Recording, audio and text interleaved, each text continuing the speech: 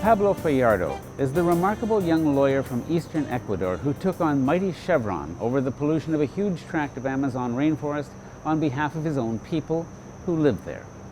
He and his colleagues won a $9.5 billion judgment in Ecuador's Supreme Court, the biggest award in the history of environmental law.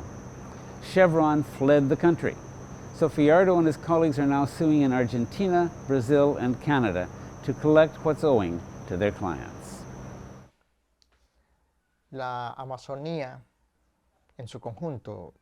The greater Amazon basin, including Brazil, Colombia, Venezuela, Peru, and Ecuador, viewed from the air, is like a giant broccoli of a forest. Realmente viéndolo desde el aire es como un gigantesco brócoli.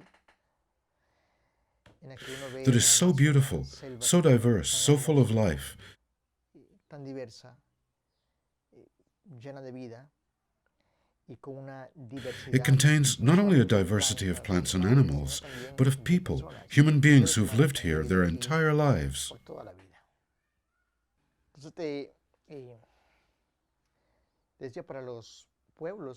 For the native peoples who have always lived in the Amazon basin, it's not just their land. It's their supermarket, their pharmacy, their home, the place where they exist in absolute freedom.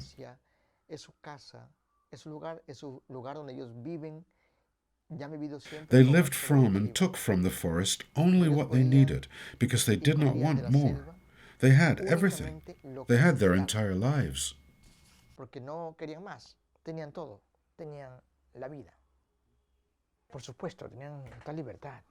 Of course, they had freedom.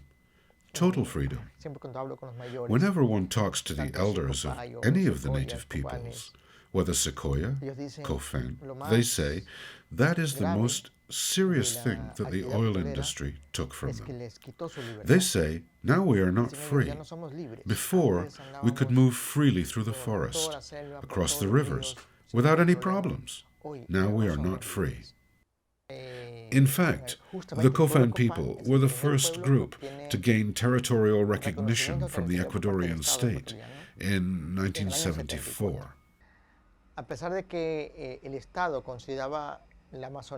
Even though the state recognized the land as unclaimed territory, vacant and available, everybody understood that there were indigenous peoples here, that they lived here. This was known.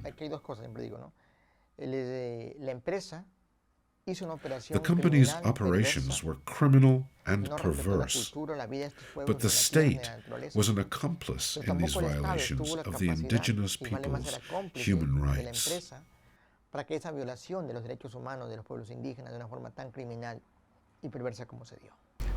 These are not mistakes. These are people knowing that they're doing something inhuman, unfair, and doing it anyway.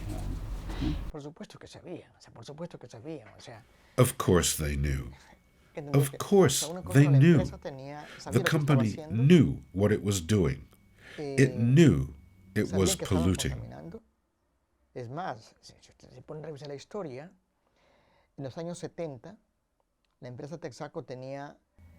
Moreover, in the 1960s, Texaco had filed patents in the United States which were quite significant.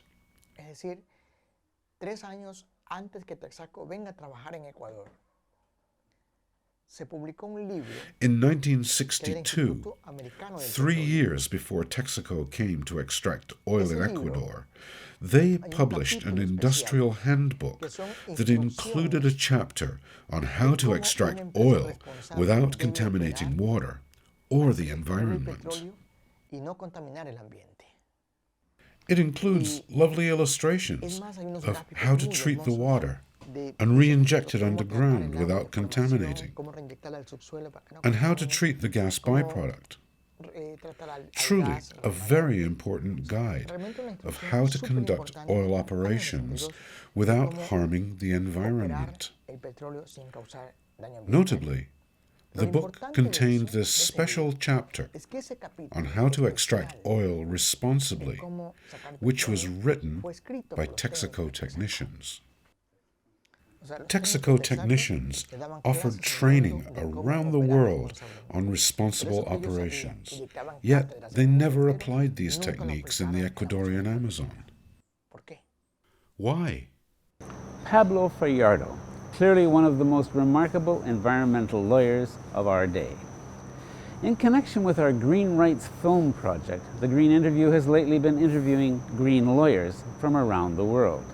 Cormac Cullinan in South Africa, Mumta Ito in Britain, Michelle Maloney in Australia, Daniel Salaberry in Argentina. We'll be releasing these interviews throughout 2014. If they aren't yet posted when you see this, they soon will be. For the Green Interview and for the Green Rights Documentary Project, I'm Silver Donald Cameron.